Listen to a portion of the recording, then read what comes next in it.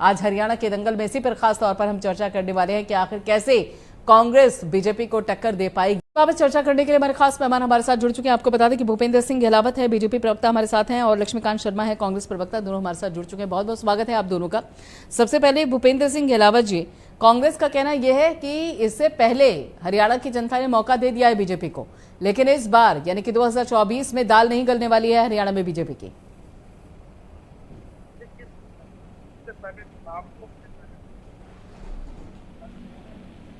फिर मैं आपके प्रश्न पर आता हूँ। देखिए, कांग्रेस पार्टी और क्या कहेगी।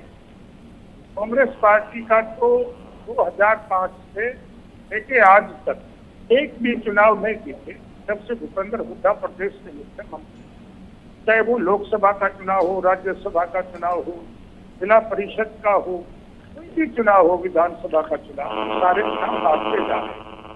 और ये यही बात नहीं, अभी 3 राज्यों में जो चुनाव हुए ये वहां की यही बात नहीं कर रहे। वहां पर किस तरह से इनका सूखा साफ हो गया। ये कहते थे इंडिकम्बेंसी होगी, फलाना होगा, झगड़ा होगा, लेकिन लोगों ने आकर नरेंद्र मोदी जी के नेतृत्व में सारे के सारे पार्टी दिया।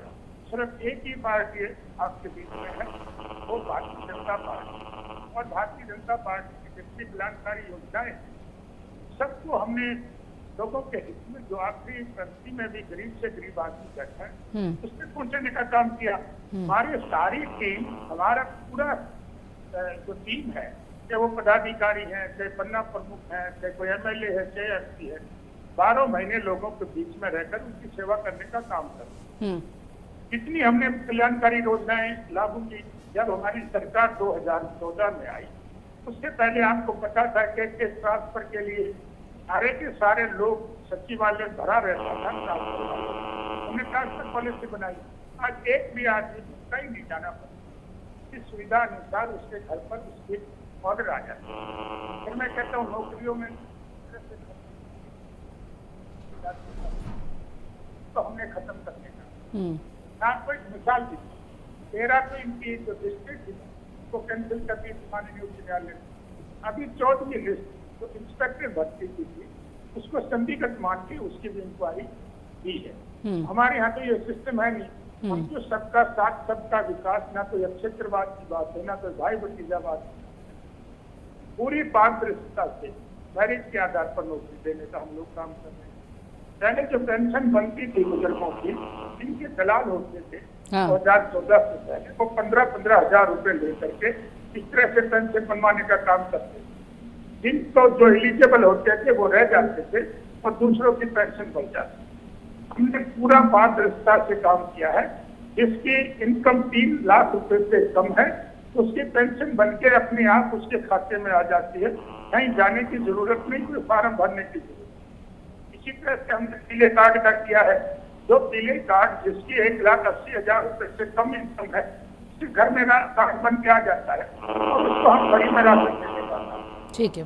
5 लाख की आयुष्मान योजना, वो भी किसी का फॉर्म भरने की जरूरत नहीं, अपने आप उसका मैसेज आ जाता है। बिल्कुल, यानी कि अब अगर देखा जाए हरियाणा में जिस तरीके से बीजेपी की सरकार है, उस बाबत सभी काम पारदर्शी तरीके से होते हैं और उसमें नियम कायदों का बिल्कुल पालन किया जाता है। लक्ष्मीकांत शर्मा जी, देखिए नायब सैनी ने प्रेस कॉन्फ्रेंस की, उन्होंने कहा कि देखिए अगर कांग्रेस ये कह रही है कि 2024 में वो हरियाणा में वापसी करेगी, तो उसे अपने पैरों के नीचे की जमीन का ही पता नहीं है कि आखिर उसकी हकीकत क्या है।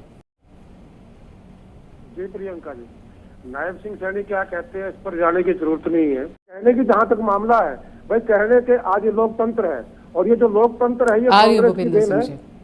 जी, ये कांग्रेस की देन है लोकतंत्र। और ये लोकतंत्र जो स्थापित किया कांग्रेस ने, ये इतनी तभी ये भारतीय जनता पार्टी के लोग बोल पाते हैं कि लोकतंत्र कांग्रेस ने दिया। नहीं तो जो इनकी थ्योरी है और जो इनके पूर्वज थे, आरएसएस के जो पूर्वज थे, श्यामा प्रसाद मुखर्जी थे, ये लोग तो अंग्रेजों के साथ थे, अंग्रेजों का इन्होंने साथ दिया। ये लोग कभी लोकतंत्र के हक में थे नहीं और उसी परिपाटी को आदरणीय नरेंद्र मोदी जी आगे निभा रहे हैं। उनका ना लोकतंत्र में विश्वास है, ना किसी राजतंत्र में भी विश्वास है। वो सिर्फ तानाशाही के दम पर सरकार चलाना चाहते हैं। नायब सैनी जी क्या कहते हैं, कोई फर्क पड़ने वाला नहीं है। और मैं एक आपको बात बता दूं प्रियंका जी, काठ की हांडी बार बार चढ़ा नहीं करती। 2014 में काठ की हांडी चढ़ी, 15 लाख रुपए का झूठा चश्मा लोगों की नजरों पर चढ़ाया गया और लोग कहीं ना कहीं उस बहकावे में आए 15 लाख के चक्कर में, वो जा चुका है। जब मोदी जी को पता लगा कि 2019 में 15 लाख का शगुफा नहीं चलेगा, तो पुलवामा जैसा अब देखिए, अगर काट के हांडी की आप बात कर रहे हैं ना लक्ष्मीकांत जी, तो हरियाणा में ये 4 बार चढ़ चुकी है, 14, 19 और उसके साथ साथ विधानसभा चुनाव भी आंकड़ा। प्रियंका जी, जब वो साहब आपके भूपेंद्र जी बोल रहे थे, आप चुप बैठी थी, तो कृपया करके जरा मैं बोल लूं, तब भी आप चुप बैठी है। अब लक्ष्मीकांत जी आप कह रहे हैं सवाल ही मत पूछिए। प्रियंका जी, पहले मेरी बात सुनिए, उसके बाद अगला जवाब लीजिए ना। पहले एक सवाल का जवाब तो ले लीजिए आप।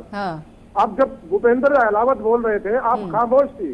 जरा मेरी बात सुनिए, खामोशी के मतलब मैं आपसे पूछ के मुझे अब सवाल करना पड़ेगा ना लक्ष्मीकांत जी। पहले मैं आपसे परमिशन लूंगी, उसके बाद मैं सवाल करूंगी कि लक्ष्मीकांत जी अब आपसे सवाल करूं या ना करूं। पहले आपने नायब सैनी का जवाब तो ले लीजिए, अगला सवाल तब करेंगे ना। बीच में तो उसका जवाब तो आ गया ना आपका, उसका जवाब आ गया, तभी तो मैंने दूसरा सवाल किया है। नहीं आया प्रियंका जी, अभी नहीं आया है। अच्छा। अभी नहीं आया ना जवाब। ठीक है, पहले आप ठीक है, आप सैनी साहब पे पहले जवाब दे दीजिए। नहीं, मैं कह रहा हूँ अभी भूपेंद्र जी बोल रहे थे ना कि जो अभी ये जो 7 साल का और भारतीय जनता पार्टी ने क्या कर दिया। मैं आपको एक बात कहना चाहता हूँ, भारतीय जनता पार्टी के लोगों की नजरों में जो 2014 से पहले का भारत था, वो तो पाषाण युग में जीते थे। तब लोग जो पत्ते लपेट करके घूमते थे 2014 तक, कच्चे मकानों में रहते थे, पीने को पानी नहीं था। इनकी नजरों में तो ये है, हकीकत ये है कि जिस स्टेडियम में नरेंद्र मोदी जी भाषण देते हैं और जहां जाकर के कहते हैं कि कांग्रेस ने कुछ नहीं किया, जिन सड़कों से मोदी जी गुजरते हैं वो कांग्रेस ने बनाई, जिस हवाई जहाज में मोदी जी चलते हैं वो कांग्रेस ने बनाया, जिस स्टेडियम में खड़ा होकर के भाषण देते हैं वो कांग्रेस ने बनाया। और हालात कमाल तो इस बात का है कि बड़ी निर्लजता के साथ ये लोग कहते हैं कांग्रेस ने किया कुछ नहीं है। जो हुआ 2014 के बाद हुआ। अभी मेरा भाई हरियाणा की बात कर रहा था, जो बात कर रहे थे कि आयुष्मान कार्ड की, पेंशन की बात कर रहे थे। भैया पेंशन कहाँ से दोगे? पेंशन तो आप काटे जा रहे हो। लोगों की पेंशन है ऑटोमेटिक, बुढ़ापा पेंशन लोगों की कट गई है। ठीक है, बहुत अब आपका सैनी साहब पे जवाब पूरा हो गया तो मैं सवाल पूछ लूं, उसके बाद मैं फिर भूपेंद्र जी का रुक करूं। 1 सेकंड रहता है, 1 सेकंड रहता है। अच्छा, अभी 1 सेकंड नौकरियों की बात करते हैं। आज पूरे हरियाणा के अंदर रोजगार के नाम पर एक वो कौशल निगम बना दिया गया है कि जिसमें मास्टर लगेंगे तो भी कौशल निगम में, क्लर्क लगेंगे तो भी कौशल निगम में, चपरासी लगेगा तो कौशल निगम में। अरे एक अध्यापक को आप 22 हजार 20 हजार रुपए की तनख्वाह दे रहे हो कौशल निगम के अंदर। ये तो आपने हरियाणा का हाल कर दिया है। बिल्कुल महंगाई से जनता यहाँ की परेशान है। अब मैं सवाल पूछ लूं लक्ष्मीकांत जी, हो गया मेरे ख्याल से आपने अपना पूरा जवाब कर लिया है। भूपेंद्र जी होंगे, ठीक है, मेरा 2 सवालों का जवाब दीजिएगा। आपने कहा कि काठ की जो हांडी है वो बार बार नहीं चढ़ती। हरियाणा की अगर बात की जाए, 2 बार बीजेपी की सरकार बनी, लोकसभा चुनाव 2 बार हुए, 2014, 2019, 4 बार चल चुके। जितने चुनाव है पूरा हिंदुस्तान आवाजें मार रहा है, क्यों नहीं बेल्ट पेपर में चुनाव करवा लेते भाई? जब हिंदुस्तान का पूरा विपक्ष कहता है कि बेल्ट पेपर में चुनाव कराओ, तो ऐसी क्या खूबी है इसमें जो ईवीएम के अंदर, जो आप ईवीएम पे अड़े बैठे हो? दूसरा, जब कांग्रेस के राज में, सुनिए प्रियंका जी, कांग्रेस सत्ता में थी, बैलेट पेपर में चुनाव होता था, तो पूरे हिंदुस्तान में 1 दिन में चुनाव हो जाता था। देखिए, अब इसका बात का जवाब दूंगी तो आप फिर से बीजेपी, ठीक है, अब मैं आती हूं आपके पास। आज ईवीएम पर चुनाव है और एक राज्य में 8 चरणों में चुनाव होता है। ऐसा क्या हो गया भाई? तो बहिष्कार कीजिए ना फिर चुनाव का, कहिए कि जब तक बैलेट पेपर से नहीं होगा हम नहीं मानने वाले हैं। जहाँ पे कांग्रेस जीते वहाँ पे कह दीजिए हम इस जीत को नहीं मानते हैं। हम लड़ाई क्यों मानेंगे? लड़ाई लड़ेंगे भाई, लड़ रहे हैं और ये 22 को लेकर जनता के बीच में जा रहे हैं। और मैं बताऊं आपको, आप थोड़े दिन रुकिए, 6 महीने की बात, 4 महीने की बात ज्यादा से ज्यादा है, आपको लोकसभा का परिणाम भी सामने आ जाएगा। ठीक है लक्ष्मीकांत जी रुकिएगा, ठीक है भूपेंद्र सिंह जी, देखिए रास्ता इतना आसान है क्या? अभी अगर देखा जाए तो पिछले विधानसभा चुनाव की बात कीजिए तो बीजेपी को बाकायदा गठबंधन करना पड़ा, तब जाकर सरकार बनी। अब ऐसे में अगर अब विधानसभा चुनाव भी है इस साल और लोकसभा चुनाव भी है, और ऊपर से अगर हम विपक्ष की बात करें तो लोकसभा चुनाव के परिदृश्य से देखें तो इंडिया गठबंधन है, विधानसभा चुनाव के परिदृश्य से देखें तो कांग्रेस सामने है, आम आदमी पार्टी भी बताया जा रहा है कि वो भी मेहनत करने वाली है। रास्ता सहज तो नजर नहीं आ रहा है बीजेपी के लिए, फिलहाल चुनौतियां तो हैं। देखिए प्रियंका जी, पहले तो मैं ये कहना चाहूंगा कि हरियाणा प्रदेश में ना तो किसी का कोई गठबंधन है, ना कुछ इनकी वैल्यू है। और इन गठबंधन का क्या हाल है?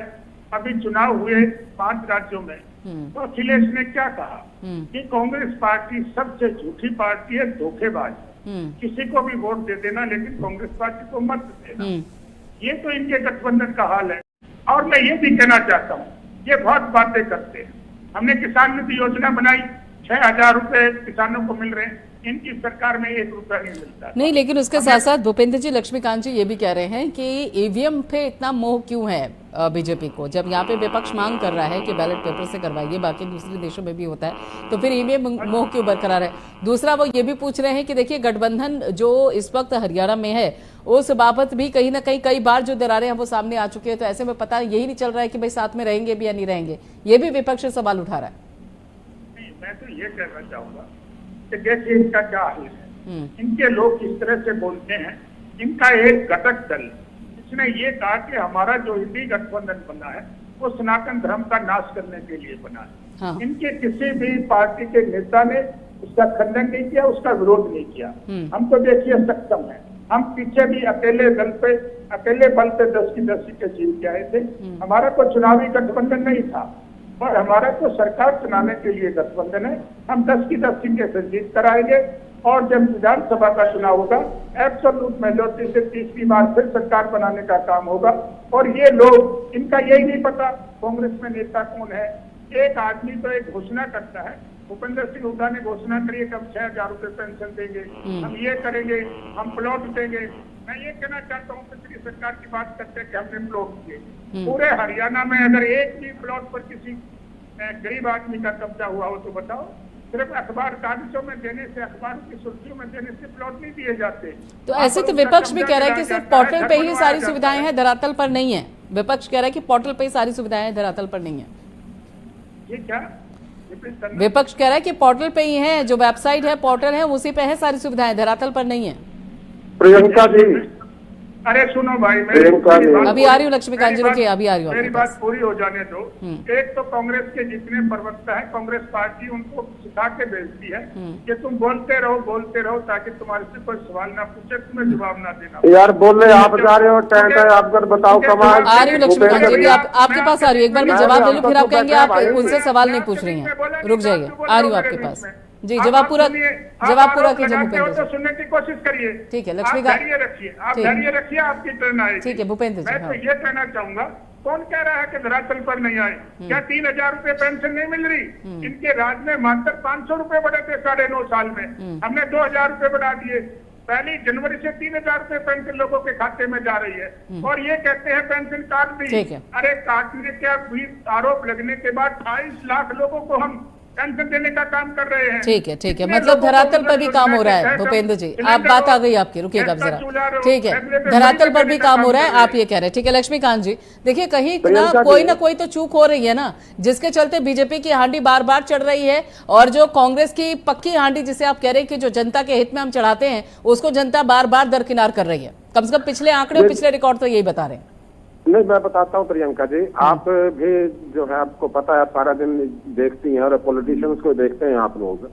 अब मेरे भाई ने भी एक बात की है किसान निधि योजना की, 500 रुपए साल, यानी कि 500 रुपए महीना, सॉरी, एक साल में 6,000 रुपए। इनसे जरा ये पूछ लीजिए 500 रुपए में क्या एक बीड़ी का मंडल आता है एक दिन के अंदर किसान का? बीड़ी का मंडल भी शायद पूरा ना पड़े 500 रुपए में। और ये किसान को अपमानित करने की बात है या किसान को सम्मान देने की बात है? ये किसान निधि की बात करते हैं, कहते हुए थोड़ा बहुत इनको लाज नहीं आती इस बात को लेकर के। दूसरी बात कि 1.25 साल, 1 साल और 1 महीना हिंदुस्तान का किसान, दिल्ली के बॉर्डर पर 750 किसान वहां पर शहीद हुए हैं। वहां पर क्या कर लिया लोगों ने भाई? कहाँ है वो जो इन्होंने कहा था कि सब कुछ एक जैसा होगा, किसान की आमदनी डबल होगी? कहाँ है वो डबल आमदनी बताइए? कांग्रेस उनके साथ खड़ी थी ना, कांग्रेस उनके साथ खड़ी थी ना लक्ष्मीकांत जी। दूसरी बात जी, कांग्रेस उनके साथ, उन किसानों के साथ खड़ी थी ना। बिल्कुल कांग्रेस खड़ी, आज भी कंधे से कंधा मिलाकर खड़ी थी ना। रुके ना भूपेंद्र जी, अरे सुनिए, रुके ना भूपेंद्र जी। ठीक है, इनको चुप करवा लो जरा। फिर जनता को क्यों नहीं समझा पाए आप कि जो बीजेपी है वो किसानों का भला नहीं कर रही है? आराम से बैठे, ज्यादा उसमें उछलने की जरूरत नहीं है। उनको छोड़िए, आप मेरे सवाल का जवाब दीजिए। सुनिए, जब बताता ना कि किसान के साथ क्या हुआ, क्यों नहीं समझा पाए फिर आप? कर्मचारी के साथ आज क्या हो रहा है? मंडियों को पहले कानून के हिसाब से नहीं करवा पाए, कानून लागू नहीं कर पाए, अब मंडियों को जबरन बंद करवाने का प्रयास किया जा रहा है। किसानों को फसल कहीं और बेचने को मजबूर किया जाता है। तो ये क्या चल क्या रहा है यहाँ पे? रोजगार के नाम पर युवाओं को जो है विदेश की तरफ रवाना करते हैं। ठीक। जब हरियाणा का मुख्यमंत्री एक बात कहता है ठीक कि हम तो युवाओं को विदेश में रोजगार दिलवा रहे हैं, ये तो सारे तो दावे और हिंदुस्तान में वादों तो- की जरूरत 2024 के लोकसभा हिंदुस्तान में चुनाव और रोजगार विधानसभा दिलवाने चुनाव पाते दोनों में विदेश में पड़ेगी। रोजगार देखना होगा कि दिलवाओगे आप। विपक्ष कितना समझा पाता है हरियाणा के लोगों को अपनी बात। बहुत बहुत शुक्रिया भूपेंद्र जी, लक्ष्मीकांत जी, आप दोनों का जुड़ने के लिए, अपना समय देने के लिए। तो यहाँ पर आपको बता दें कि हरियाणा दंगल में जिस तरीके से बीजेपी है वो पूरी तरीके से कह रही है कि 2024 के लिए हम तैयार हैं, यानी कि इस लोकसभा चुनाव विधानसभा चुनाव के लिए तैयार है। कांग्रेस का कहना यह है कि हमारे पास भी रणनीति है। फिलहाल इतना ही, बाकी खबरों के लिए आप जुड़ रही है प्राइम न्यूज के साथ।